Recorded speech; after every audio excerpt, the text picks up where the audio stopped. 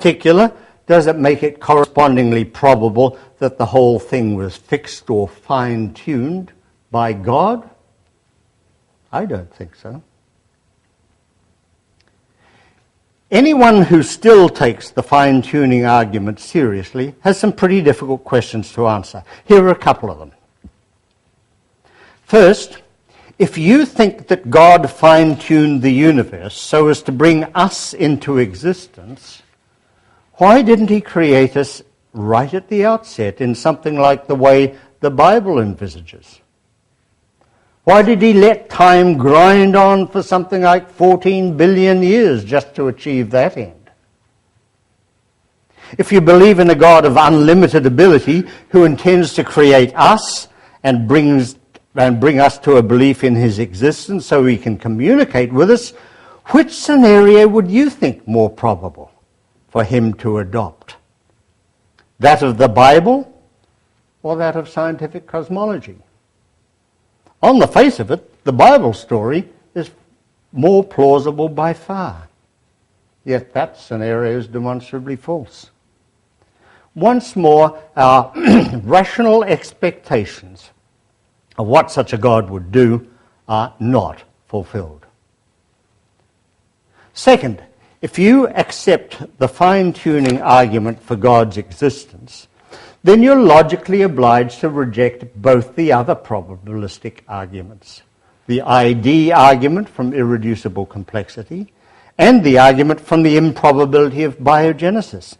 Both those other arguments say that God didn't fine-tune the universe well enough at the outset to ensure the designed outcome. He had to tinker. The fine-tuning argument says he did. Now, that means that if you accept the fine-tuning argument, then you've got to allow that the track record of naturalism is unblemished. God wasn't needed in order to create complex organisms from simple ones, or the first living things from non-living. So, why, at this point of the explanatory quest, would you want to invoke a kind of explanation you've never thought necessary before? Do you really think your understanding is enhanced by thus hazarding a giant leap beyond the known into the unknown, beyond the natural into the supernatural, beyond the scrutable into the inscrutable, beyond the comprehensible into the incomprehensible?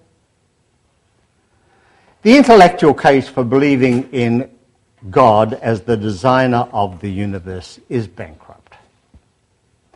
And the same holds when we turn to moral considerations.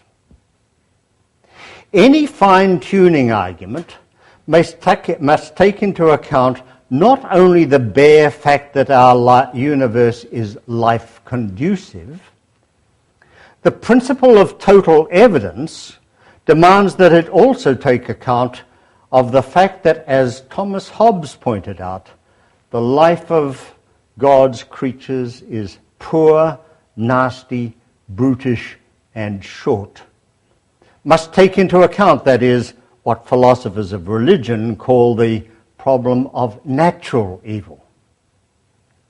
Why would God so fine-tune the universe as to subject us to all the viruses, bacteria, parasites that threaten us, causing illness, suffering, and in many cases death?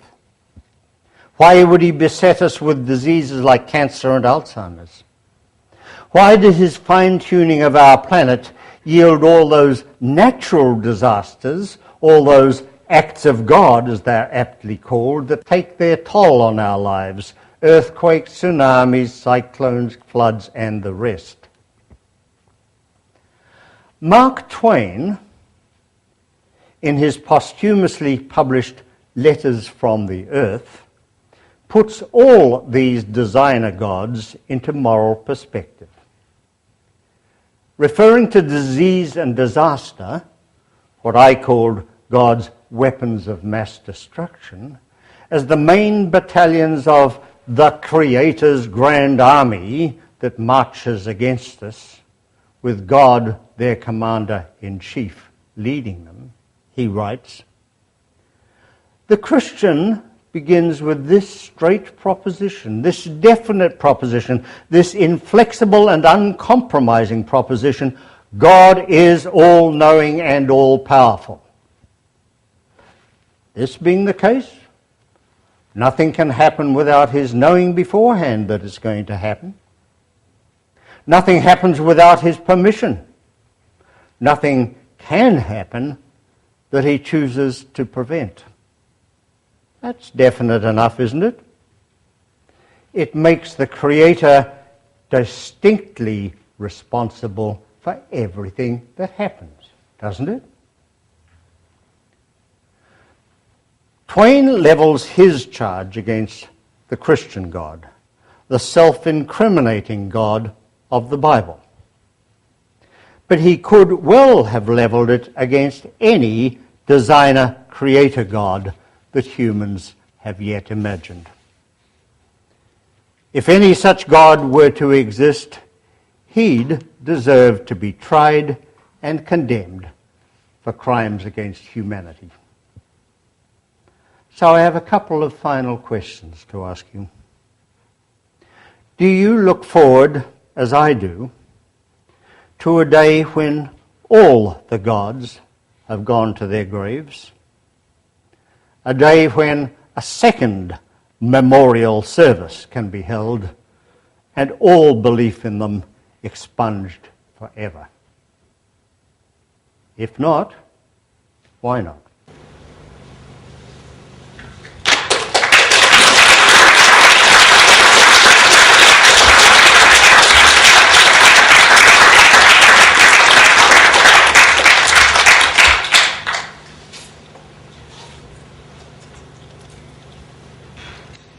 Where's Graham gone? Oh, you're sitting up there. Do you want me to manage the questions? No, I guess I can manage the questions. Questions, comments, criticisms, whatever. Have a go. But please ensure that your voice is audible to everyone. If I sense that it may not be, allow me to restate the question as I understand. Yes. Just a thought on your Santa Claus analogy. I'm just thinking back to when I actually stopped believing in Santa Claus. The reason I stopped believing in Santa Claus was I found out someone else was delivering the presents. Yes. Okay. The point, I'll restate this for purposes of the recordings that are to be broadcast. The reason this gentleman offers, soundly, as in my case too, for his ceasing to believe in Santa Claus was that he found that someone else was delivering the presents. Okay, of course, that is just the sort of case I'm envisaging, or among the cases I'm envisaging, where a natural explanation is offered in lieu of the earlier supernatural one. Game over for supernaturalism in that case. John. Yeah, I also have a question that relates to the Santa analogy. Do you think that parents, who of course haven't grown up and realised that Santa is a myth, are doing something wrong if they